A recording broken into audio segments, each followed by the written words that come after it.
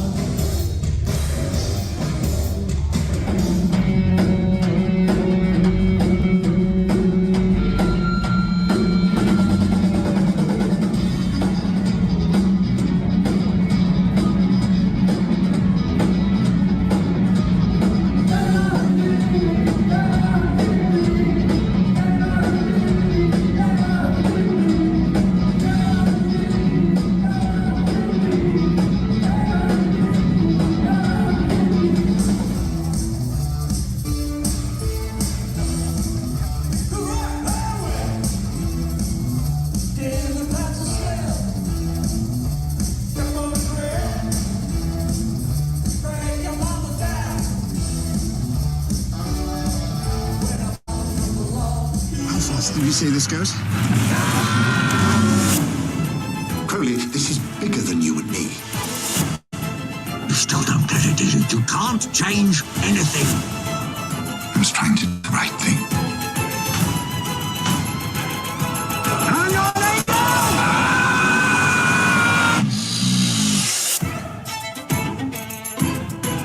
Any questions? No? Good. Right, let's kick off the second coming. That's all you got? That's all you got? That's all you got? That's all you got?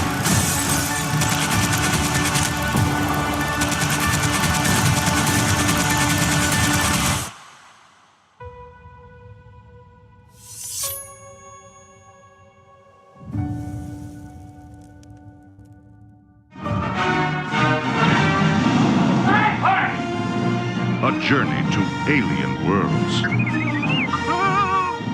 It's a trap. A rebellion against oppression. An epic of heroes and villains.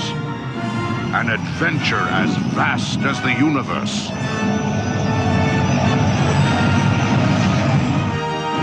Return of the Jedi. Coming to a selected theater in your galaxy. I can't do it. We'll do it live. Okay. We'll do it live. Fuck it. Do it live. I'll write it and we'll do it live. Fucking thing sucks. Hey, Bobby. How you Hey, I'm good. The fucking thing sucks. doing? It always sucks. He's It never always happy. does. He's Well, that's just because we keep him in a tiny closet, and we feed him like dirty sitting water and spoiled crackers. well, he was told if he behaved, he would get treated better, and he never behaved. So So he gets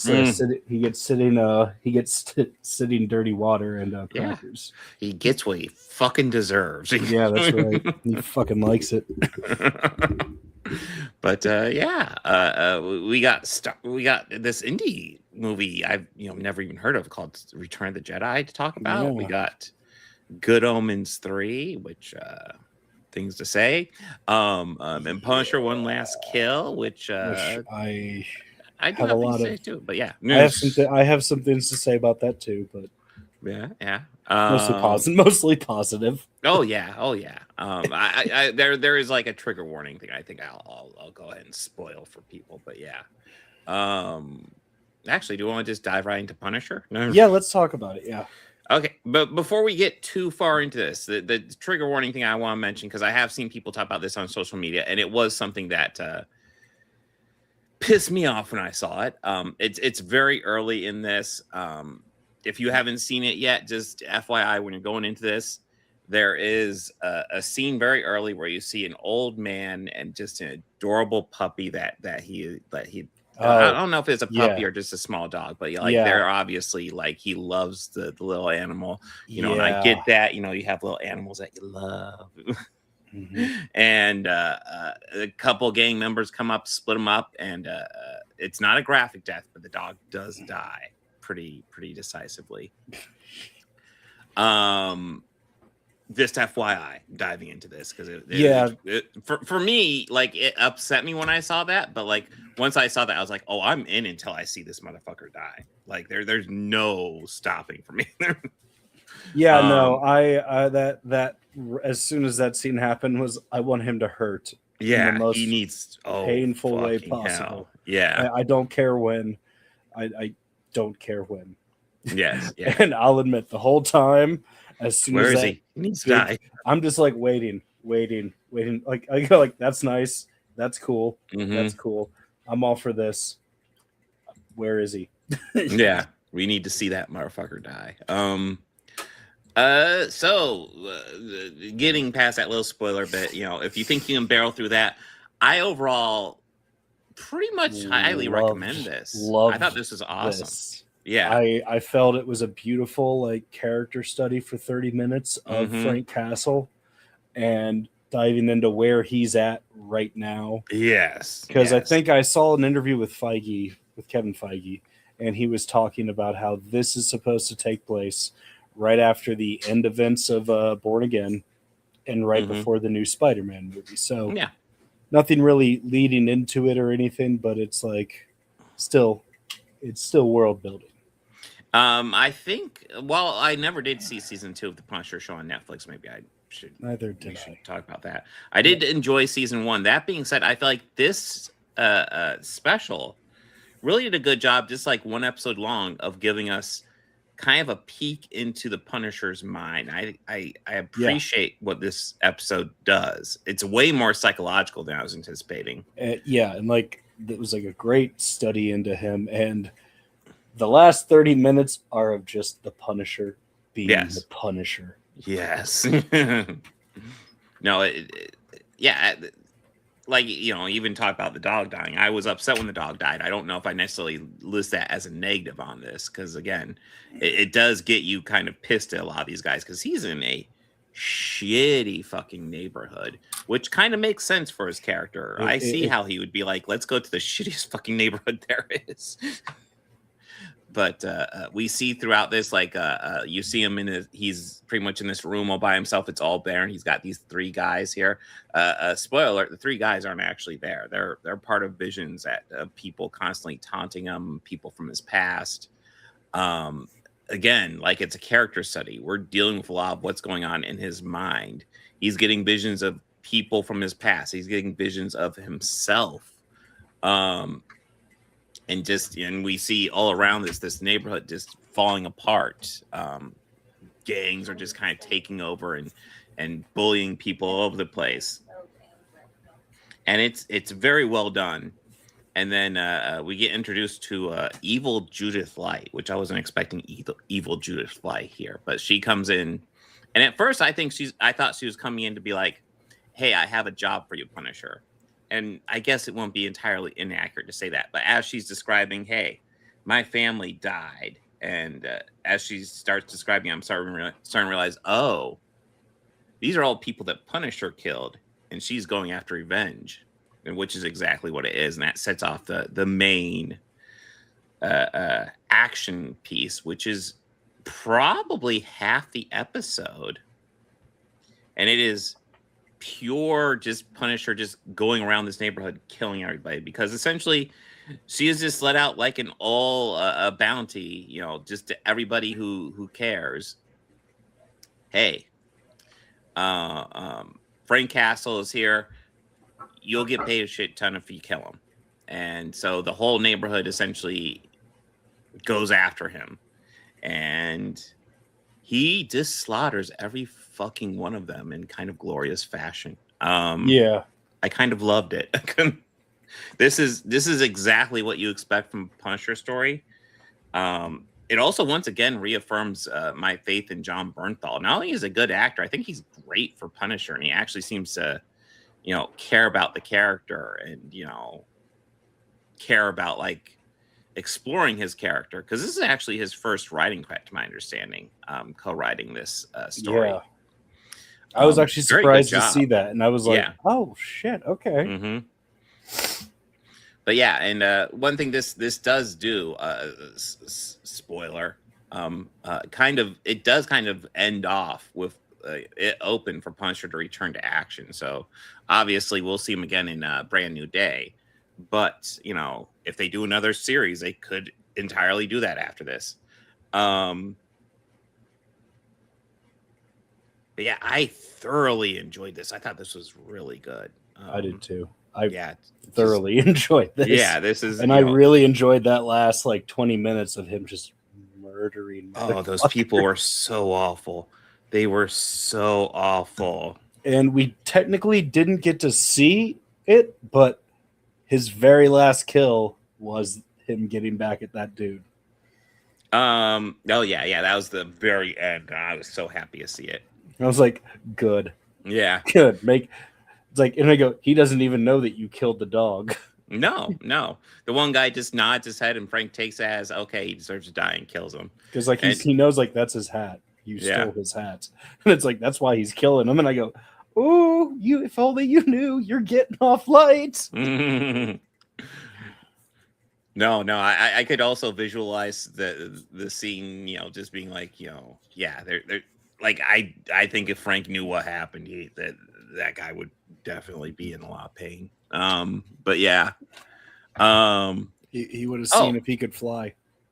I do have a minor critique of this. Let me see if I can find it.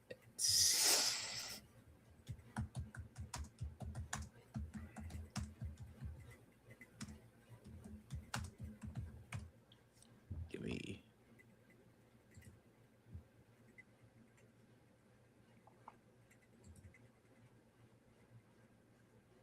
Oh, I was able to find it.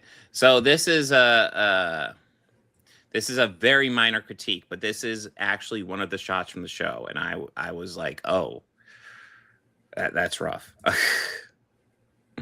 The Punisher is in the middle of the fight. He falls off the building, and we get this. And I'm like, that was rough. I agree that did look a little rough. I'm not saying it kills the show, but for me, like, if that's my biggest complaint, I think this show's doing pretty good. We didn't get to see that lady completely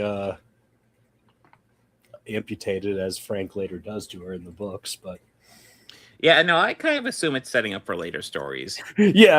I just kind of go, I'm okay if we circle back to this. What, like, the resolution to evil Judith Light. Yeah, I'm okay with this. I'm okay with prolonging this resolution just a little bit. I'm seeing lots of people say they didn't even notice the fall, and I do wonder. Like, I do have I feel like I'm bragging, but like I do have a pretty big TV, which is I noticed it fairly clearly. I noticed it. I have a fairly big one too, so a decent sized one. So I was like, oh. Yeah, I was overall enjoying it, and then at one little bit, I'm like, ooh, that looks bad. I mean, it's kind of just more like, oh, okay, guys. And here's the wild thing, like, to my understanding, it was actually a stuntman falling, and they just CGI'd John Bernthal over the stuntman, and it makes the whole thing look fake if that's what it is. It really does. It's like you might as well have just done it all CGI at that point, because that's what it looks like. That Ronda Rousey fight was more convincing. Yeah. All 17 seconds of it. All 17 seconds, yes.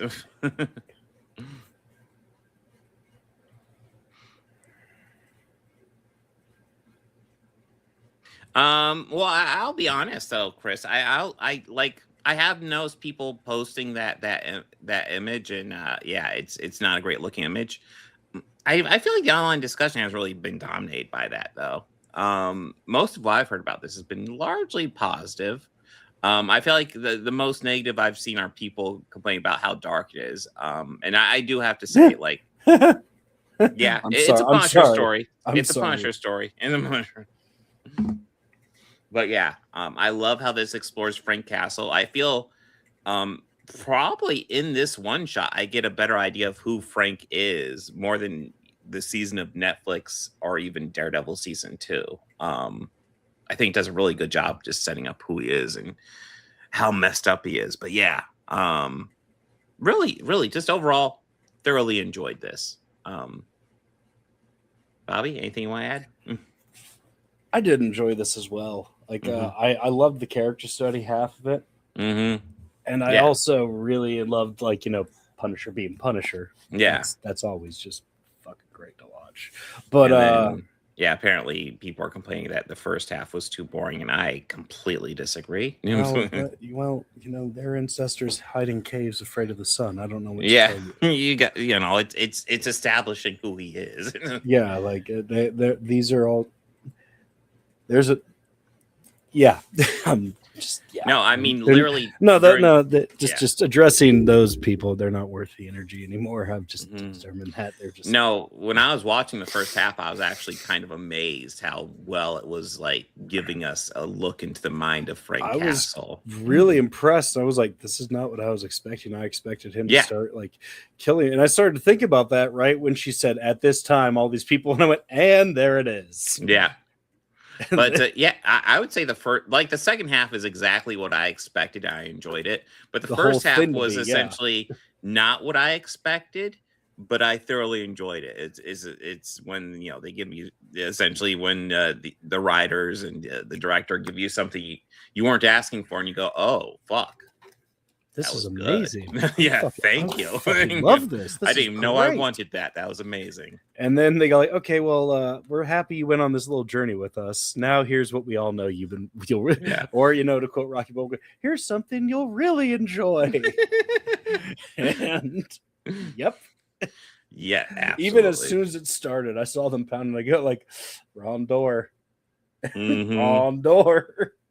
Oh yeah, and also kudos to the stunt people, like where actually part of that I wondered. I assume it was probably really impressive in that scene. Yeah, but also like some of it had to be done by John Bernthal, or also it was just really good special effects, because like during the beginning of the fight, his pants are literally just on fire because they pour gasoline down and just set it on fire, and his pants catch fire. And for the beginning, he's just fighting with his pants on fire. I'm like, holy shit, that's very dangerous. Watching that going like, you see, that's not going to hurt him. That you're just going to piss him off. Yeah. You're just Frank will not care. Yeah, you're just going to piss him off. You'll just make him angry.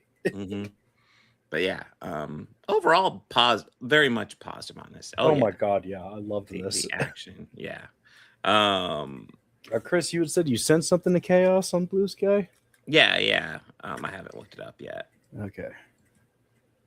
Yeah.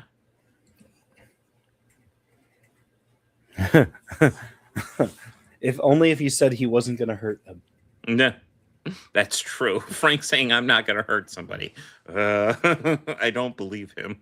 Like, again, he killed that guy who murdered that dog, and he didn't even know that he had done that. I can only imagine what Frank would have done if he did know that. Yeah. I mean, let's face it. That was the whole instigation towards John Wick in those 4 movies, and I was 100% behind it.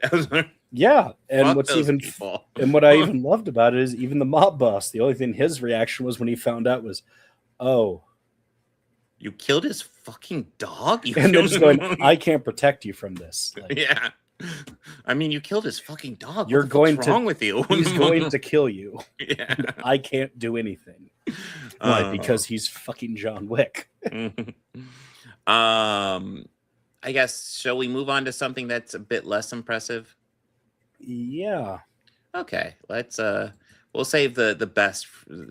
We'll save the better thing for last. So, Good Omens, the finale. First off, I think it's worth saying that it's a minor miracle this even exists.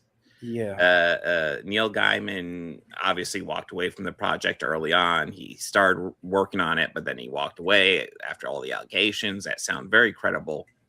Him walking away is probably the only reason I was willing to give this a shot. Yeah. Plus, I also absolutely love Michael Sheen and David Tennant in this. I think they do so much.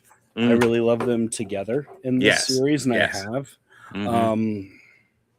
And I feel like anything positive to be said about this is almost entirely because of them. Because of both of them and their portrayals of reprising their roles. Yes. That is also the only good thing I can say about this. I mean, I will also say that's a big part of this too. But yeah. So I'll be 100% honest. I mean, we'll go over a little bit of story points, but it feels like they knew where they had to begin because it was the end of season 2. And they knew where they wanted to end up because that's where it ends up. And then Act 2 is like all over the fucking place. Just, we have mob bosses, we have rogue angels, we have fucking a book that just erases everything. And we even have Jesus, for fuck's sake. And then it just, none of it mattered. Yeah, I'm not overly thrilled with how they ended it. And yeah, I'm not either. Yeah, this was very underwhelming watch. Yes. And I, as I already kind of brought up, my enjoyment of it is pretty much entirely because of David Tennant and Michael Sheen. Because I do love them as the characters. There's some other positive notes, like Mark Addy. Yeah. Mm-hmm. Yeah, I always enjoy seeing him because he's one of my favorite British actors. I enjoyed the actor who was playing Jesus and what they were doing with him. The issue is they just didn't do that much with him, as obviously they didn't know what the fuck they were going to do with him. But I thought it was a fun idea to introduce Jesus, and it was just like, I loved having Sean Pertwee as the gang boss, but he's another character that's just kind of there. Yeah, I was very happy he was in it because I loved him as Alfred on Gotham. Yeah. So and in anything he's in, I always go, "Oh, sweet, this guy, he's awesome." Fuck, it's the son of the third Doctor. I'm in. Yeah, no, it's all good. I'm here for that. But yeah, so the storyline is like last we saw, Crawley, who's David Tennant, kind of essentially told Aziraphale, who's been his friend, let's just run off together. Fuck all this heaven business, fuck all this hell business. We'll just run off together, find a private little island, and live out the rest of eternity together. But Aziraphale just got an offer from the Metatron to essentially be one of the major angels in charge of the Second Coming, and Aziraphale was like, I'm going to do that because I think I can make it better. And to his credit, his goal was to make it a peaceful Second Coming. That there was all these plans about all this war and Armageddon. He was like, yeah, we're just going to go ahead and cancel that and just be all peaceful. And Jesus will come back and just give a nice speech, and everybody will be happy. And all that, like, I'm kind of enjoying. Sean Pertwee, in case you're wondering, he's a gangster who kind of tricks Crawley out of his car. And I guess trick isn't quite the right word. Essentially, he said he would burn down Aziraphale's bookshop if he didn't essentially play a game of chance for the car. And of course, it was all rigged, and he lost his car to save Aziraphale's bookshop that he hasn't even visited in years. And it's like, it's actually kind of sweet, but yeah, essentially they're heaven is gearing up for the Second Coming, hell is getting ready for it, and then stuff just starts getting erased because the book of reality is stolen. So like Derek Jacobi gets like a very high credit in this, and he has almost no role because his first scene is him getting wiped from existence. But then, yeah, we get Jesus reborn for the Second Coming. And a lot of this is like, okay, this is kind of cute. This is kind of fun ideas. And then I don't remember what they call it, the Book of Time or whatever, Book of Reality gets stolen I think by it was one of the the Book of angels. Life. The Book of Yeah, Life. Book of Life.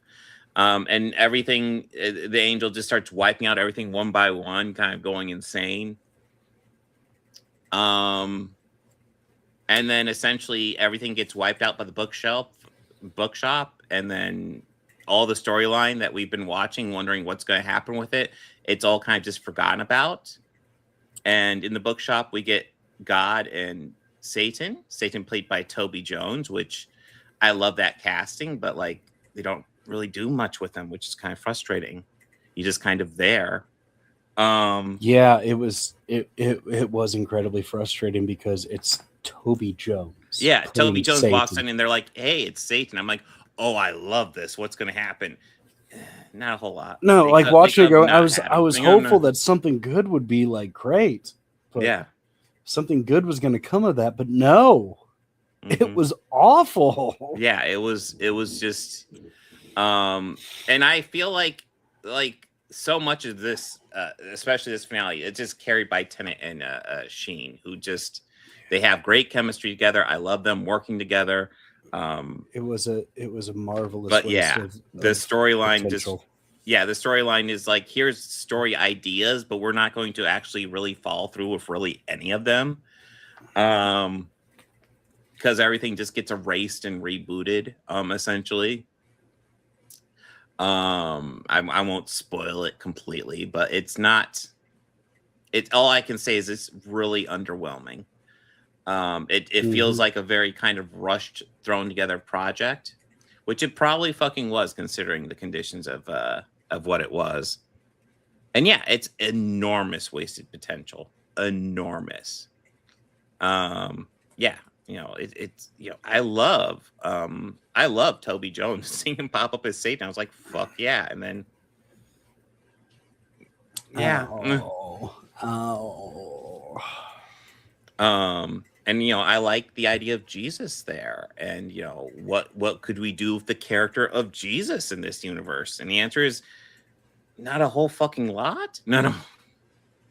I mean, they have him there almost like starting a new religion with his like new disciples, helping people out and giving them this constantly re-energizing pizza. And what do they do with that storyline? And nothing. They kind of just, there's a pizza, and that's it. That's like almost like one of his last scenes too. He's like erased from reality, and then that's it. Yeah, I kind of liked how that potential was growing right there, and then nothing. Yeah, nothing. I do love the Bentley driving around with Queen again. I did appreciate that callback to the first season. And also I just love Queen, so why not? I mean, Queen is always great. Yeah. But just thoroughly underwhelmed. Anything you want to dive into, Bobby? Not really. Like this was a little. Go ahead. It was very underwhelming, and like I just felt they could have done a lot more with it. Yes. But obviously they were in the middle of it, and Neil's those he was exposed for what he was, and and like I said, is that thunder? Is that thunder by it's you? actually thunderstorming quite bad here. Started not that long ago. Not Are that you got bad thunder here. over there? No, nothing. Not a cloud. Oh, wow, that's actually kind of surprising. We aren't that far. I mean, it is Ohio. Yeah, that's true. It is Ohio. It's probably caused by that data center that's by you. Yeah, evil data center. They are evil. Yeah. If you want to call them that, I call them surveillance stations, but okay. But yeah, I love David Tennant and Michael Sheen in this. I think I've said that 50 billion times. No, yeah, they both true. are great. Most of the positive things I have to say about this are from them and their performances. But yeah, it's again, it's rushed, and it's obviously was rushed. I know the original plan was just to kind of kill this, but they're like, hey, let's go ahead and turn it into like a little 90-minute movie, although I think it was close to 100 minutes, but still, and I watched it and I was more or less enjoying it. It just felt so like when we got to the point where normally we'd be like, okay, how are we going to conclude this storyline? How are we going to resolve this? And the resolution was just kind of like, yeah, we're just going to erase it and not do anything with it. And it's like, man, ugh.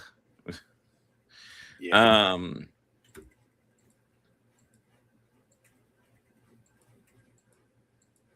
Anything you want to add, Bobby? No. Underwhelming ending. And it's all, I guess it's the best you could expect with Neil Gaiman being revealed as being a piece of shit. Yeah. Want to talk about something better? Yeah, let's talk about something better. Now, Return of the Heist Jedi. I don't know if Wars. you've heard of this. It's a little itty bitty indie movie. Heist Wars. Yeah.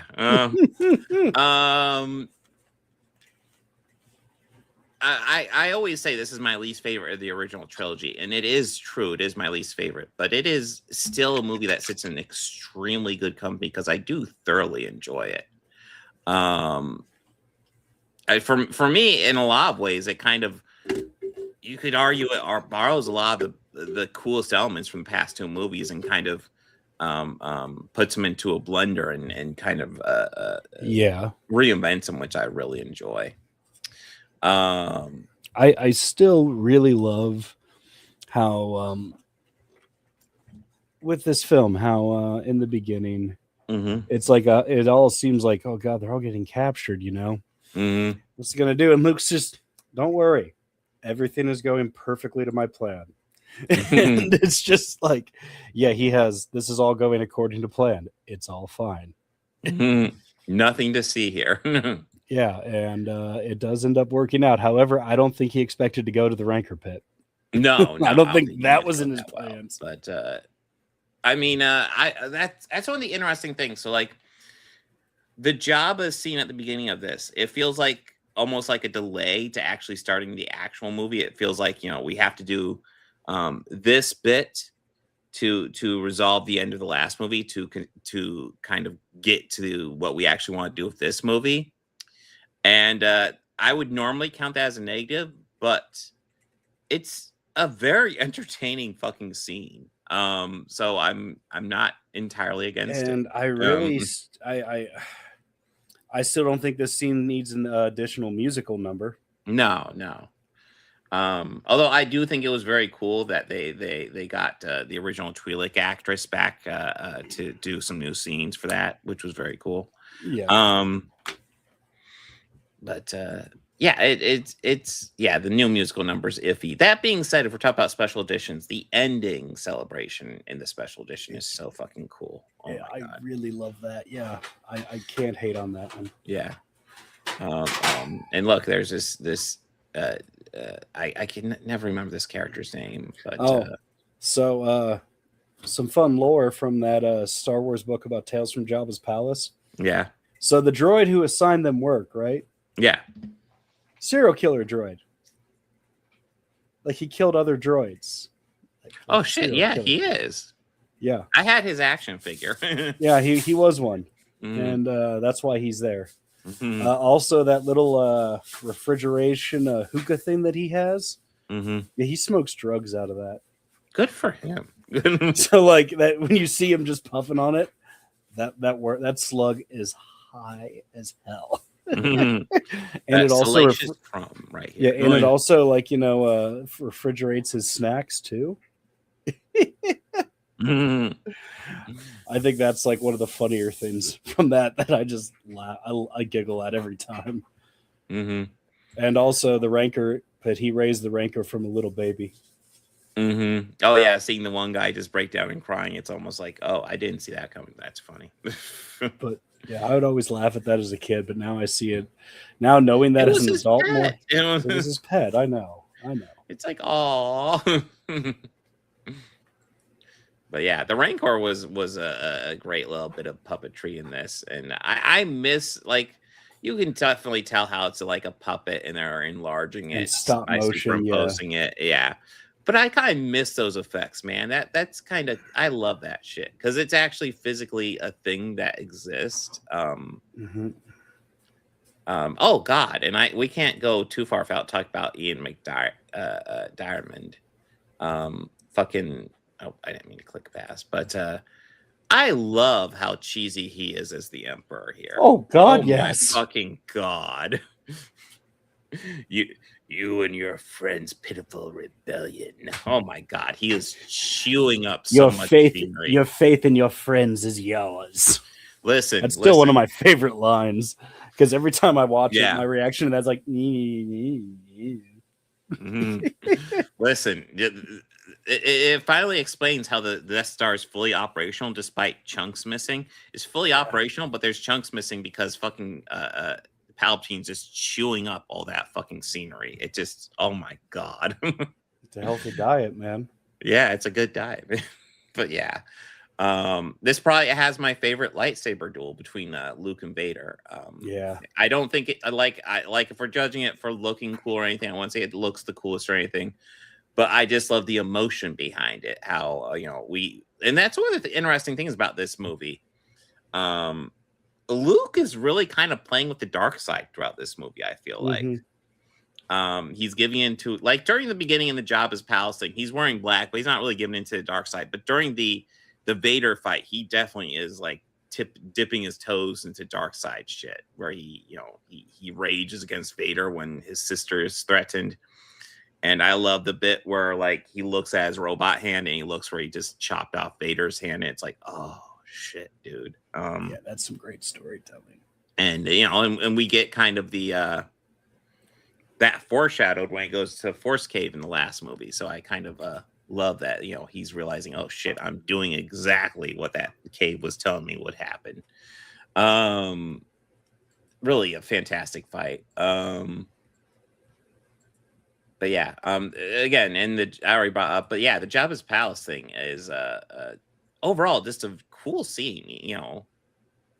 It does feel separate from the main story, but like it's one of those things where it's, I guess, eclectic would be the best word to describe it, because it just it's good. It's just good. So why the fuck not? It is. Also, it has one of my favorite R2D2 moments. Oh, which one's well, that? two of my favorite R2D2 moments. Obviously, him shooting the lightsaber to Luke. That's fucking awesome. But the first one comes from when he runs into 3PO. It's like, what are you doing here? R2 presumably says, "The fuck does it look like I'm doing?" I remember my R2D2 action figure had a little Drink slide cart? thing where you could push and the lightsaber pops out. Awesome. That's awesome. The one I had a little like center column that could come out, and you could like have him pose like he's going forward. But if you shined a light on top of him, like a flashlight, the little blue light would glow blue. Yeah. Oh, that's cool. I also thought it was kind of wild how Obi-Wan and Yoda seem to think, well, maybe less so Yoda, but it's almost like you need to kill Vader, otherwise he is truly one. And it's like, I don't know. One of the things I do think is interesting is how that's kind of their advice to him, and that's not what Luke does. Luke goes in there his own way and does it his own way, and it's Vader does end up dying, but he ends up dying in his own way. As close to redemption as he could possibly get, considering all the shit he's done, which is pretty fucking dark. See right there, there's his bone. yeah. Of course, there's a slave outfit. And then like Carrie Fisher's infamous slave outfit, which I've heard stories of the puppeteers behind Yoda being behind it. Like, apparently she told lots of stories about having issues keeping it on. It's like, oh shit. like that infamous beach photo shoot. Yeah, it was practically falling off after that. Yeah. Also, I think like this is the one where we infamously see her coke fingernail. Oh, do we? Yeah, it's like one of the close-ups before they land on Endor. She puts her hand on like Han's shoulder. That pinky nail is like... Oof. I never caught that. Oof. I've caught it a few times, and I just go, I don't know what you're talking about. Carrie Fisher never did drugs. Yeah, she wasn't a party girl at all. She could. Bib Fortuna. Yeah. Yeah, Bib Fortana. Yeah, So Bib what's his name? Fortuna. Character name. But that's Carrie Fisher in the Ewok outfit at the end. Yes. Yeah, there's and again, Jabba's gone. I love Jabba as a giant puppet as opposed to the CGI thing again, the special edition. Yeah, I really love him more as a puppet. He's more intimidating. I hate that George Lucas cut that. Like, listen, if you want to put the big scene back in, I get it. I think it drags the scene a little bit, but I get it. The Jabba the Hutt scene, I think, in A New Hope, really belongs as a lead scene because I don't think it syncs up particularly well with this Jabba, which I think is fine more menacing. Because if you think about it, it's essentially the same conversation you just had with Greedo. Yes, it's the same conversation, and it makes Jabba come off as way easier going than he is in this movie. In this movie, he feels like just a force to be reckoned with, even though he's just kind of this brown slug that sits there. And then just seeing him walk around and have Han like kind of shit talk him to his face, it's like it doesn't feel like the same dude. But yeah, minor complaint. I do wish we could get A New Hope, if nothing else, the original version. And also that scene of him walking around behind him and stepping. Yeah. Yeah. Well, I mean, I get. We haven't said anything bad about the Ewoks yet. Yeah. Well, they're cute. I find it great that the Empire was destroyed by the Ewoks and their primitive weapons. True. Now, if we're going to talk about bad things about the Ewoks, let's talk about the Ewok movies. Ooh.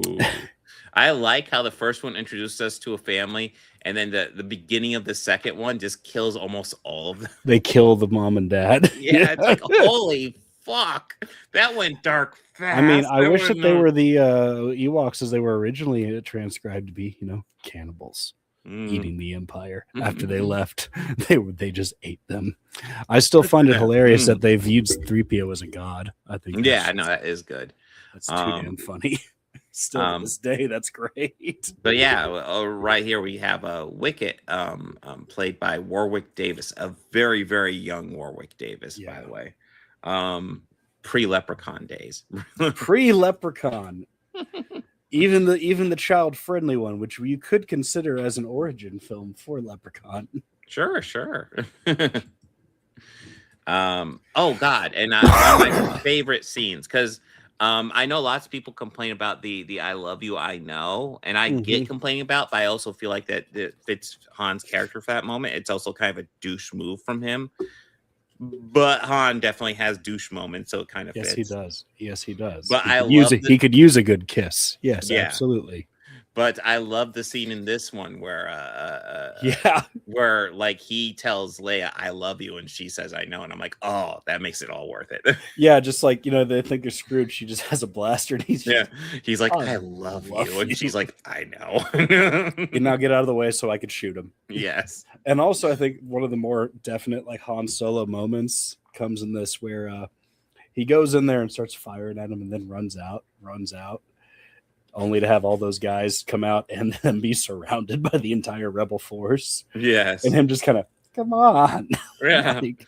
That's very much a Han Solo thing. But yeah, I like their relationship. Yes. It's also what makes like why we all love Han Solo is this movie, is parts in this movie. Oh yeah, I did see parts of that. That was actually a fairly base speech, if I remember correctly. Maybe I'll see about digging it up for the end of the podcast. But yeah, his commencement speech, I was like, damn. It's pretty legit, yeah. Yeah. It's like, who knew Harrison Ford was this awesome? Of course, I don't know. I've been suspecting he's pretty awesome for years because I've kind of had it. He's been, talking. I think as he's gotten older, he's cared less and less what people think of him, and just seeing, some of the shit he says. I've been like, this is now cool. This is the Harrison Ford I've been waiting to hear stories about.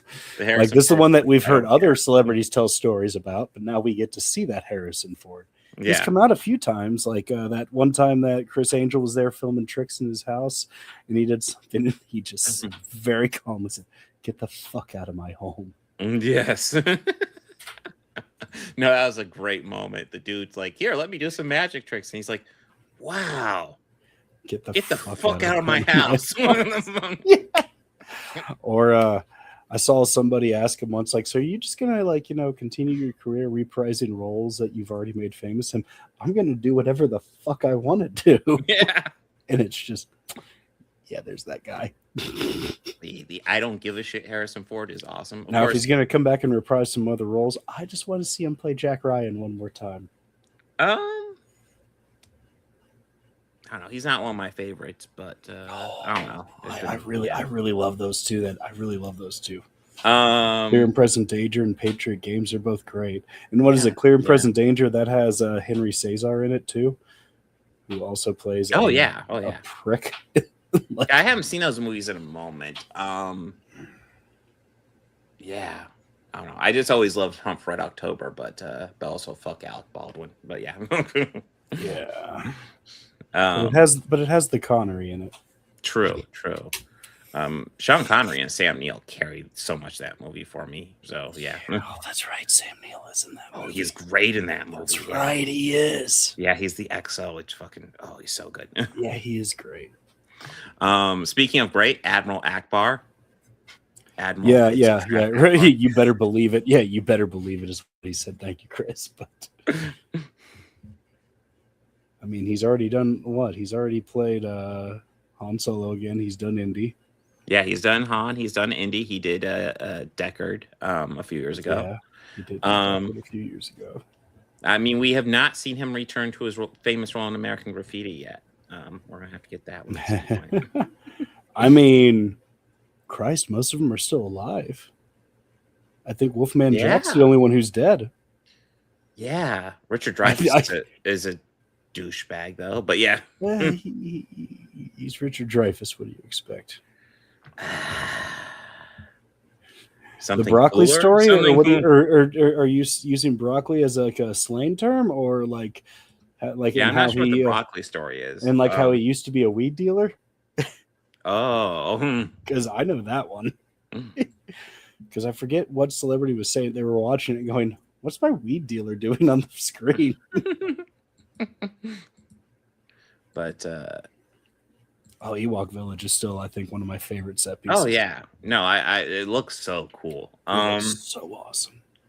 You know, I mean, I could say, like, I know, like, especially if I was younger, I'd be like, oh, Ewoks suck, and they were just put in the movie for toys. Well, yeah. I don't know. As I've gotten older, maybe it's just my old heart. I don't. I'm way more sympathetic to it. What do you think the AT-ATs are? Toys. I mean, I have an ATST. But yeah, as I've gotten older, the Ewoks are kind of just fine by me.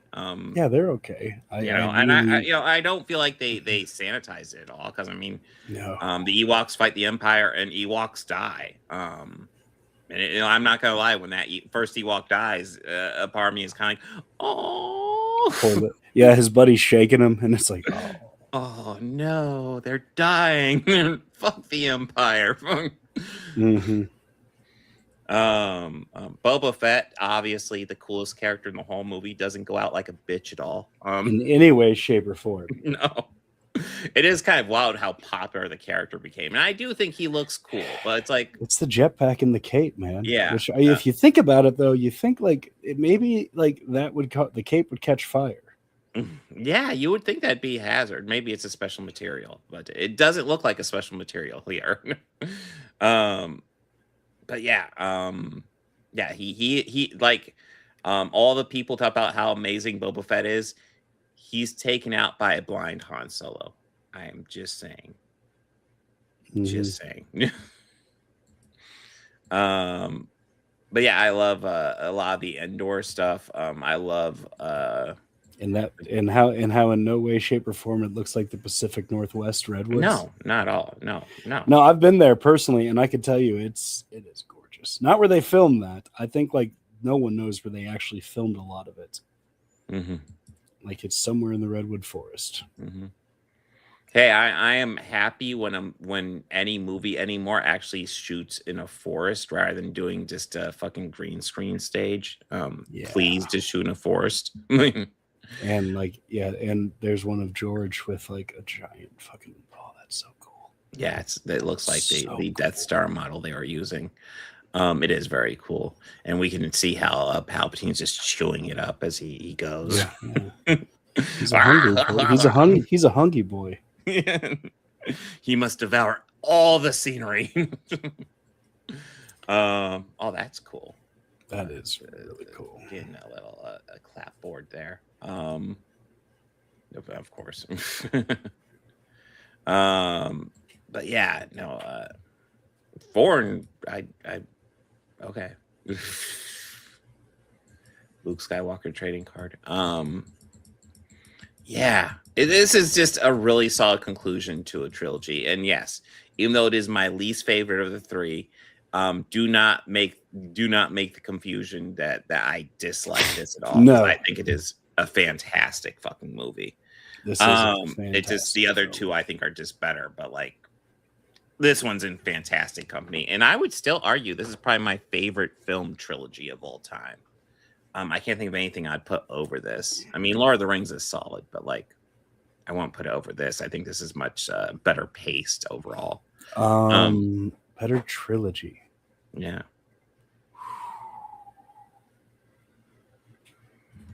Yeah, no, I can't think of a better That's one. true. Yeah. I hate Ewoks. I mean, if 3 wasn't the mess it was, I would say Godfather. Yeah, that But one like, really if let the me down. Coda version was what 3 is, Mhm. and if we're watching it as that, then yes. I mean, I'll be honest. When I'm watching Godfather 3, when I'm in the beginning of it, I'm like, oh, this is really cool. I'm trying to remember why I really dislike this one because this is I like how this is setting up, and then the movie keeps on going, and about midway through, I'm like, oh, this is the issue. That's right. Yeah, this is not great. It kind of forces Andy Garcia on us, Mm. and it's nothing against Andy Garcia. It's just it feels too. Yeah, there are issues with that movie. But yeah, And my I issues did love. my issues don't even lie with Sofia Coppola. Dude. I think she's fine. Yeah. I thought Joe Montana was a great villain, and then He was so good. and then it just like over like, and we're not even halfway down with the movie. I'm like, oh fuck, what are we doing now? Yeah. Oh, the church. Okay. Ooh, Toy was Story. I do not like the Toy Story movies as much as I like these movies, but that is a very solid trilogy. And I will say that one, much like this one, I think kind of peaks with the second one. But yeah, Now, would you argue the first 3 Superman movies? we talk Christopher Reeve. Yeah. I mean, you can't argue for him, but like the third one, no. Yeah. I mean, you could argue for 1 and 2. Well, 2. Yes. Well, 2. Well, I mean, especially one. One is great, but Yeah, 1 is great. Yeah, I even have my issues with 1 though. But yeah, I would definitely put these over. Yeah, Superman 3 is not good, but it's better than 4. It's got moments, and it's much better than 4. Much. I'm trying to think what other film trilogies are there? Because there frequently is one that kind of drops the ball. You can't argue the first 3 indie movies.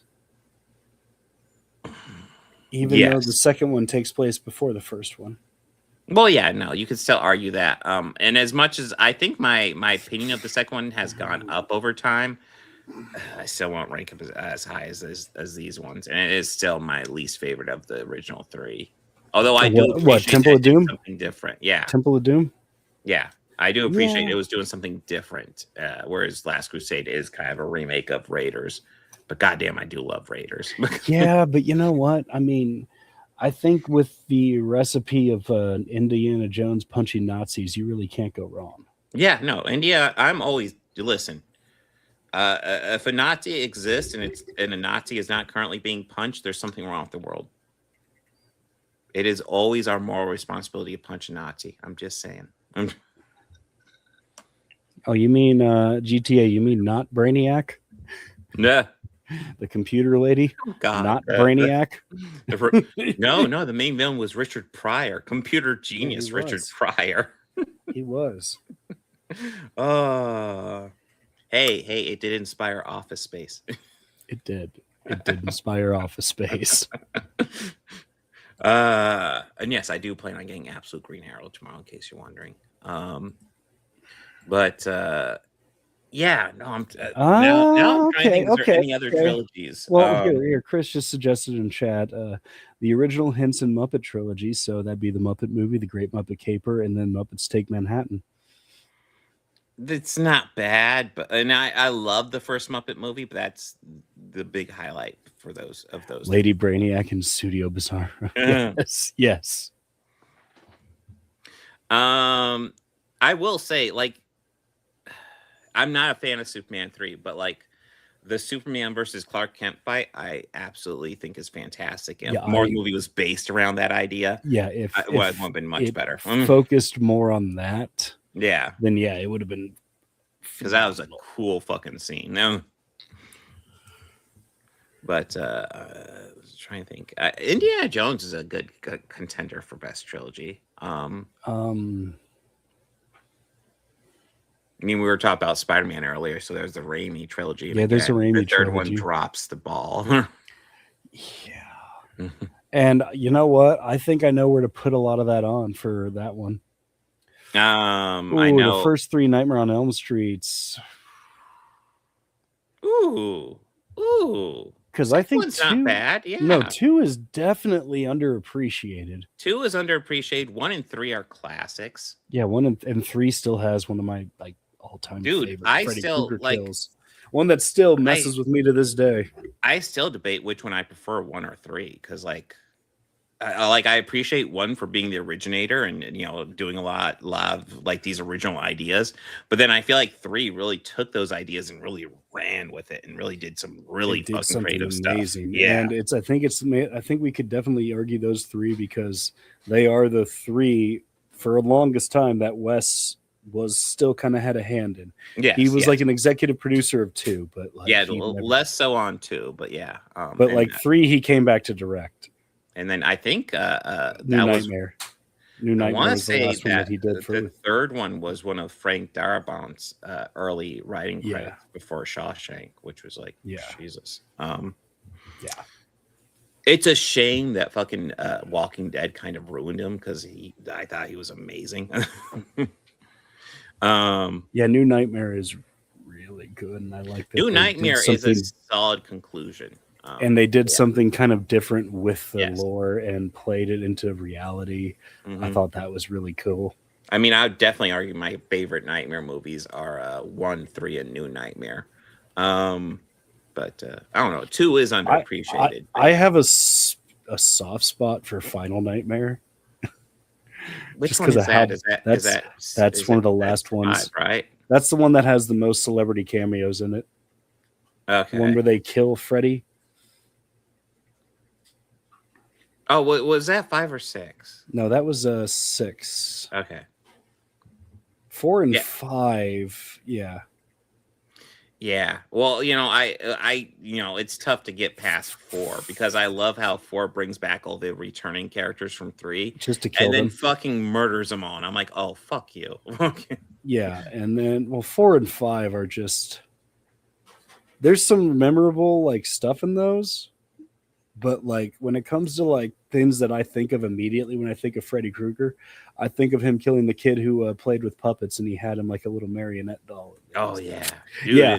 The way he's like pulling the veins for the strings, it's like oh god. I wince just thinking about it. Just thinking about it, but every time that is exactly what they're going for with that's something that has stayed with me since the first time I watched that back in 2003.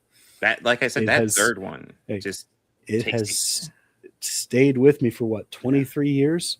The third one takes the ideas of the original and just runs wild with them and does some fucking terrifying shit. It's like the first death I always think about with it. Mm-hmm. Oh yeah, it's like the second is Johnny Depp's death, and then all the deaths from 1. But the first one I think about, nope, the marionette. Yeah. Nope. Yeah, it's tough not to wince just thinking about it. It's so gross. And then I think of one from 4, the one that he turned that lady into a cockroach and then squished her in the bug box. And then the one working out where he brought her arms back. As much I really like Jackie Earl Haley as an actor, but I will also admit I've never seen the remake, and everything I've heard about has not led me rushing to it. I've seen all the Now- Nightmare movies except for that. There's something about it that I appreciated that they took a chance with it, Mm-hmm. and they kind of flat out said how much of a diddler Freddy was. Mm-hmm. That he was that. Which was just strongly implied in the other. It ones, was yeah. strongly implied in the other ones, but that one they leaned into it a bit.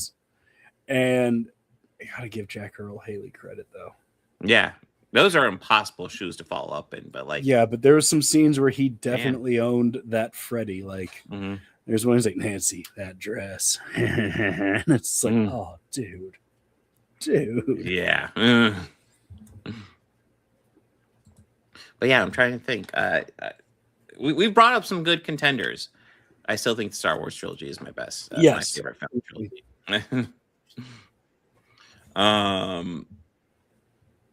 Anything you want to add, Bobby? No. This was awesome. Yeah. And I still love the heist in the beginning of it. It's like one of my favorite parts of this movie. So next week. I got that up right here. Okay. Next week, well, we got Masters of the Universe from 1987, and then Mandalorian and Grogu, and then The Boys season 5, episodes 6 through 8. So we are wrapping pretty up much Boys. wrapping up the entire series, which I'm excited to finish off. Which I feel like there's been a lot of flack towards the season this far, which I feel is undeserved. I've only seen up to what we've covered so far, which is the first 5 episodes. I've overall enjoyed it quite a bit. So far I'm thinking it's a really good season. I'm hoping it sticks the landing.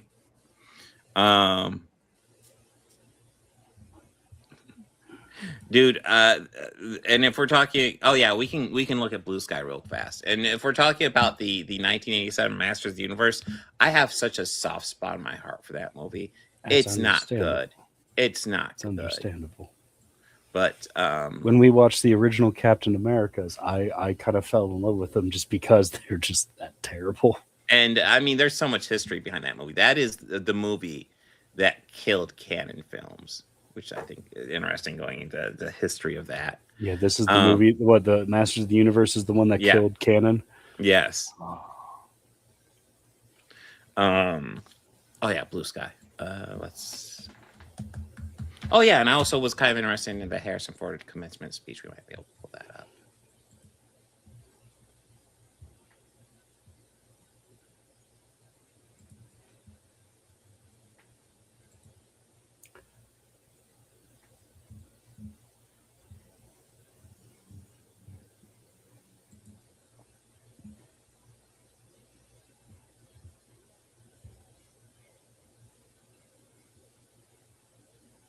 Is that real? What? Here, I'll pull it up. I need to get my ad blocker deactivated. Or activated. Deactivated so I can show this. Top Gun makers recall how Tom Cruise joined the movie. He barfed on himself. It's been 40 years since the release of Top Gun. To commemorate the remarkable milestone, members of the key creative team spoke out about how a group of U.S. Navy pilots took Tom Cruise on a spin to test his need for speed. Top Gun went on to become a cult classic, one of the most memorable films in Cruise's career. Let's see.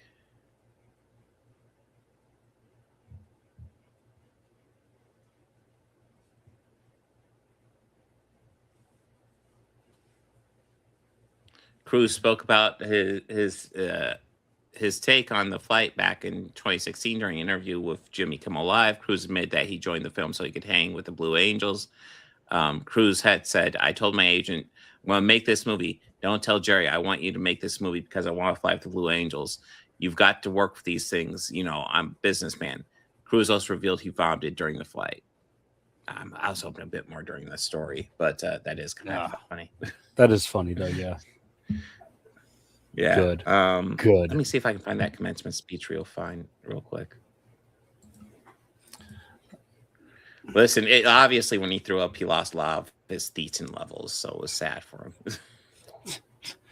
I mean, you know, if there's ever a photo that I would want to have signed by any celebrity, it's that one of Nicole Kidman walking out of that attorney's office after she signed her papers, her divorce papers from Tom Cruise. You know the photo I'm talking about, of her just arms spread out, just yes, victorious. Yeah. Yes, I would ask her, hey, do you sign this? Yeah. I bet you she would. I bet you she would. And hey, her and Sandra B are going to be doing a Legacy sequel soon too. Very cool. Oh damn, his commencement speech is long. I wasn't expecting that. Oh wait, how long is it? Let's see.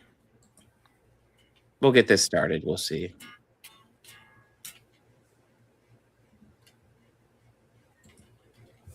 I've actually not seen this, but I've been interested in it. So let's see. And I do really appreciate how Harrison Ford just says whatever the fuck. All right. Let's check this out. Thank you, President Crow.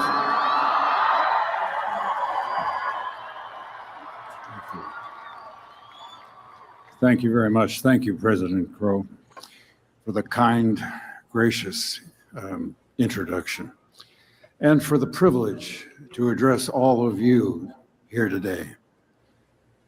You're here because you have accomplished something significant.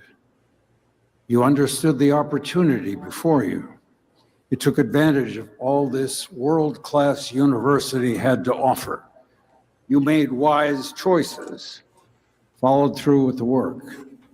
I celebrate your commitment. The combined success of all of you, the potential of your entire generation, that is what gives me hope for the future. I didn't give much thought to the future, to my future, when I was in college. I did not make good choices. I didn't have the perspective, the maturity. I served only myself. I was squandering my life in riotous living.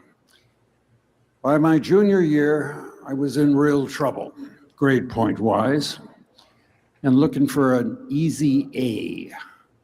I took a course the catalog called Drama, the study of plays. We'd be responsible for putting on plays for the college, but I didn't give that part much thought. I thought I'd work in the box office or build sets. My classmates were people I had previously discounted as geeks and misfits. But I soon realized I was a geek and a misfit.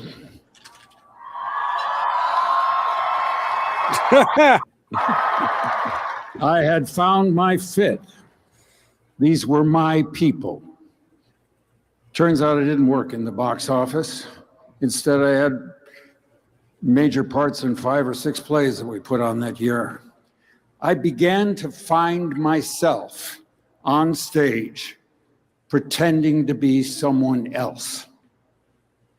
I had always seen myself as shy, but hiding in character and costume and makeup. I had a freedom, a bravery I had never felt before. And I got an A.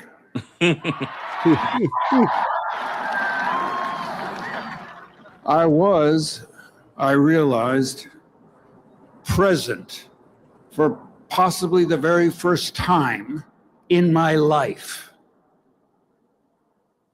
My passion had led me to community. The head of the theater department had become a mentor to me. He invited me to do plays in a summer theater season he directed. Sure. And then come to California to join him again at a more professional theater. Wow. which led to an interview at Columbia Pictures, which eventually would lead to my theatrical career.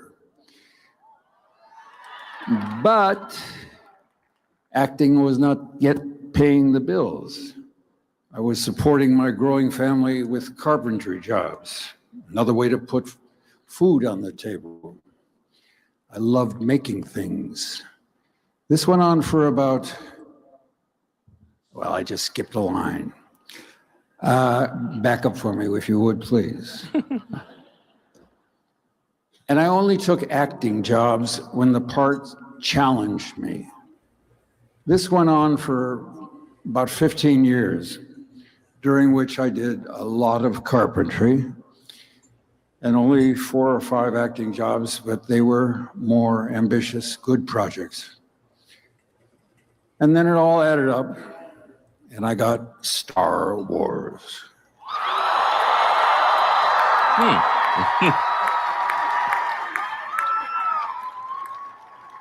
The load lightened. I had freedom, opportunity, but something was still missing. Passion and purpose are not the same thing. Passion brings you joy. Purpose brings you meaning. Passion gets you out of bed in the morning, but purpose allows you to sleep at night. And I hadn't found purpose higher than my job yet.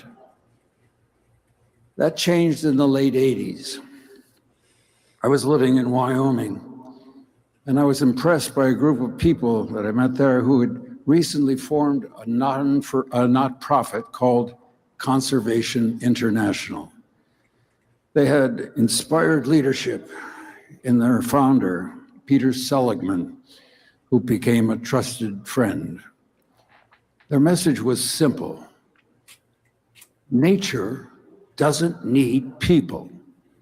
People need nature to survive. A healthy natural world provides free services to mankind that we cannot provide for ourselves. Oxygen in the air we breathe, pollinators for our crops, fresh water and carbon capture from our forests, wetlands, and ocean, medicines present and future from the rainforest. They had their heads in the sky and their feet in the mud. And they encouraged me to join them. There it was, purpose. A place to put my passion for storytelling to work. I didn't want to be a poster boy for the cause. I wanted to be part of the work, so I was invited to join the board some 35 years ago. And that's why I stand here now before you to represent for nature, the source of life itself.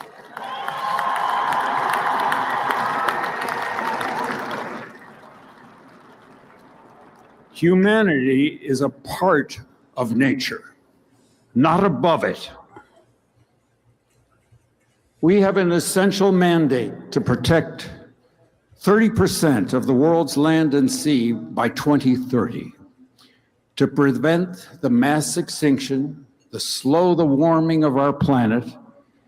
Still, despite new science, new policies, we are still losing nature to profiteering, corruption, conflict, including land that is already protected on paper. These efforts matter, but they're not enough. We need cultural change.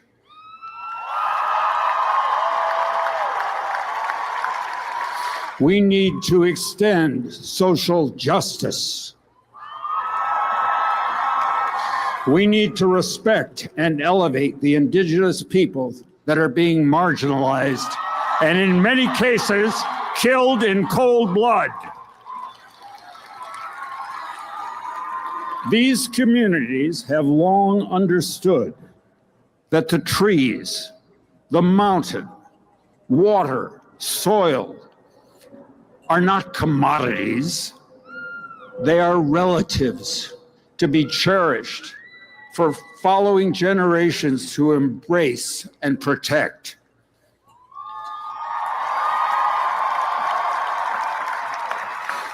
We can all play a role by embracing that wisdom in our day-to-day lives, by loving the planet, by honoring nature's authority, her generosity, the bounty she affords us, the justice of her example. Because the world you're stepping into, the world my generation left you, is a real mess. Saving nature isn't our only job. There are opportunities to be embraced in society and business, in the kind of lives we live. So find a place for yourself. Whatever talent or ambition you have, find some way to put it to work. Build something that didn't exist yesterday. Stand up for someone who can't stand up for themselves. Bring people together who weren't talking before.